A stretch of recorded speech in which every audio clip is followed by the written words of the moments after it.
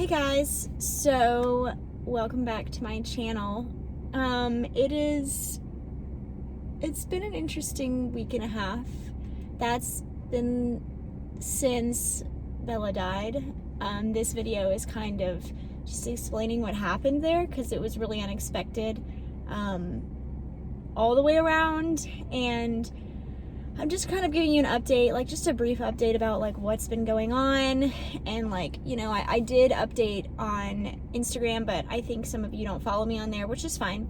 But I do post updates on there. If you do want to keep up with me, you can go follow me on Instagram to kind of see, because sometimes I post on there to like tell you guys things that I don't post on YouTube necessarily. But basically I posted last week that I was taking a break from YouTube for about 2 weeks from my normal uploads because things have been happening. And just to preface, everything with Thomas and I, we're fine. That's like has nothing to do with it, but there's just been a lot of stuff like going on in my personal life that's unrelated to Thomas and me. But obviously the number one thing that it was like the last straw for me, I guess, was my puppy Bella passing away.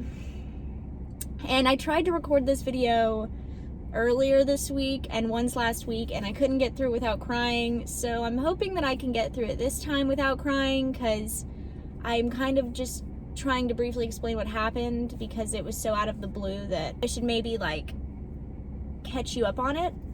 So basically Bella was going in to get spayed, and because she just turned 7 months, and it was time, and we didn't want puppies or anything like that. We live in an apartment, so it would have been really inconvenient, and we were instructed to spay her because it prevents, like, you know, mammary gland issues, any kind of cancer related to that, ovarian cancer, and that kind of stuff.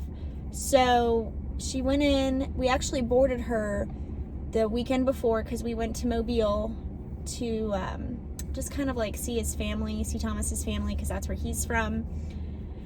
And so she was gonna get spayed that following Monday. She got spayed. Everything was routine during the spaying, and they said that she was acting like normal, like coming off of anesthesia, so she was really like groggy and sleepy and stuff. So I was like, okay. So she had her spaying Monday morning, September 21st, and dang it, I can't cry. Okay, and she came out of it. I picked her up and she was like kind of unbalanced, but that's pretty normal.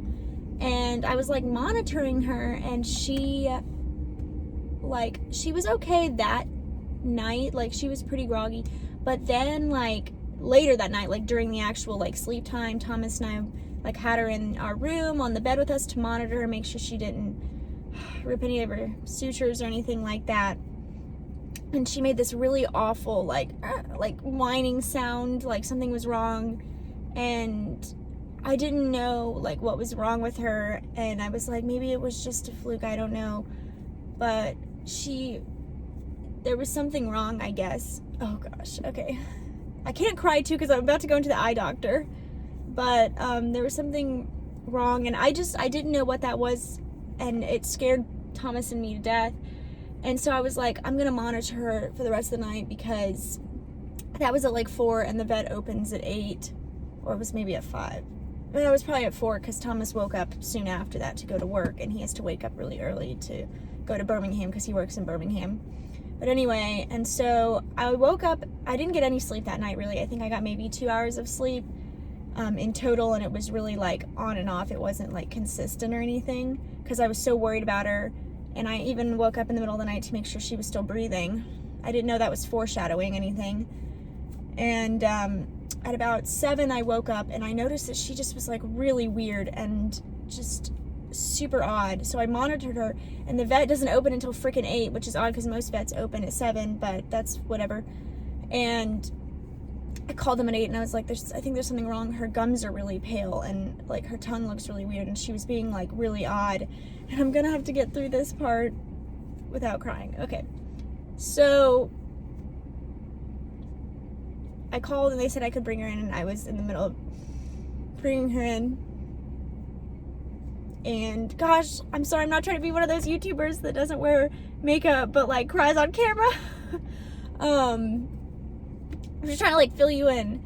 But so I went and I was trying to take her, and she went limp in the kitchen, and I picked her up and I was like running to my car, and I had to set her down to open my car doors, and then she went limp, and it looked like she wasn't breathing, and maybe she had possibly died. But there was a neighbor there, and I asked for her help to put Bella in the car, and the vet is like 0.5 miles away or something. It's like a half a mile away, and she was like, she helped me, and she said I saw her move, and so I was like, okay. So I called the vet again, and I was like, there's something very wrong, I'm coming, and I need you to help me when I get there, because she's 42 pounds, which like is really hard, and also it's hard to pick her up when she has such sutures I wasn't trying to rip, you know. And then we got her in, and they flew in, like, I mean, they like picked her up and like ran as fast as they could inside, and they put me in a room, and about like 2 minutes later I had called Thomas to let him know that what was going on, and I was still on the phone with him. 2 minutes later the vet comes in and said that she was gone, and that it's very rare. This happens. I looked up the percentage and was told by the vet, and then my parents have a friend that's a vet, and everything says that this happens, like, it's so rare. Like, the vet who actually did her spaying has been working since 1979, and he said that he's had a total of 4 of this happen, like, across cats and dogs. So like maybe 2 cats and 2 dogs or something like that. And then the nurse or the technician that helped him during the surgery and was like consoling me said that she'd worked there for 30 years and it only happened like twice. It's like a 0.123% or 124% chance that this happens, and it is due to clotting issues or an underlying heart problem or an underlying genetic issue. And it wasn't, I just want to say, like, a lot of people will probably want to blame the vet, but there was no way he could have known, because dogs don't work like humans. They can't talk about like what they're feeling and their pain, but you could like see it on her face. And so she passed away, and I don't know what it was from. I don't know if it was from, it was definitely from one of those. But everything was routine. Her blood tests, they took her blood tests before the surgery, and everything looked normal. So they don't know what it was. And I really, because Auburn University is a huge vet school, and it's in Alabama, and I'm hoping that they'll continue to like look into this kind of stuff, so other people don't have to go through this, and other dogs don't have to go through this, because it's awful. She was only 7 months old, and she was Thomas's and my first dog together. She was like my therapy dog in terms of like, she was always there and she loved me unconditionally. And I know some people are gonna be like, she's just a dog. And yeah, she's a dog, but you know, dogs, sometimes dogs just make you feel better. Like, if you're a dog person, I think you probably understand what I'm talking about. And she just loved me, and I know she did. She always loved being around me. She like cuddled with me, laid on me, and she was just the best, and I miss her, and I'm doing okay, but I'm not doing great, and there's also other stuff going on that I'm not talking about on my channel because it's just like too personal. But this was like on top of everything else going on too, so it's been really rough.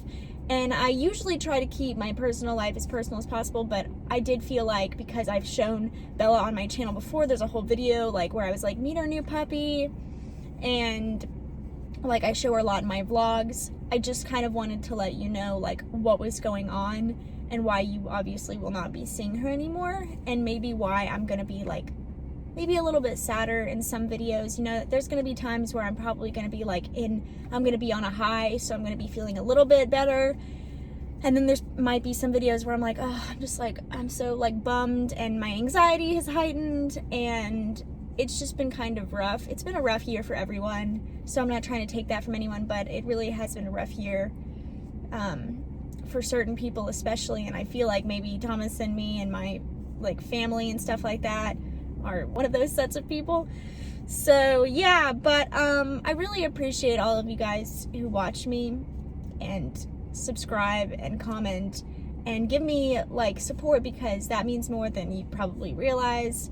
I am a smaller YouTuber, so I'm not like getting paid for anything, and this is just a hobby and I love it, and I'm really appreciative of all you guys who support me.